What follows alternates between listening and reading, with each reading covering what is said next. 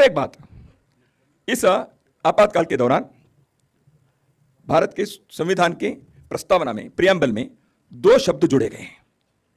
राय साहब, आप इस विषय के बारे में कभी बोलेंगे या लिखे तो मुझे मालूम नहीं है, देखता हूं। 2 शब्द जुड़े हैं, हम सब लोगों को मालूम है, सेक्युलरिज्म और सोशलिज्म के।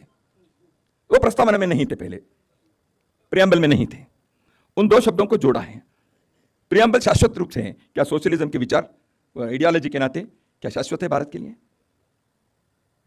सेक्युलरिज्म का शब्द भारत संविधान में नहीं था, प्रस्तावना में जोड़ा है।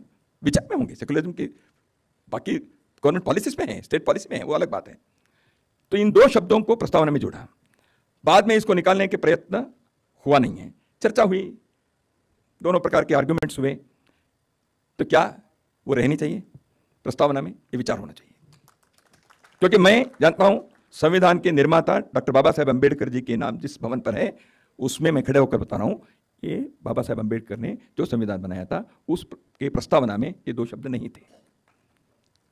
तो इसके उद्देश्य क्या है, विचार किया जाए। इसलिए आप संविधान के बारे में चर्चा कहते ही बाबा साहेब अंबेडकर जी के बारे में नहीं है, ऐसे विषय भी है ना।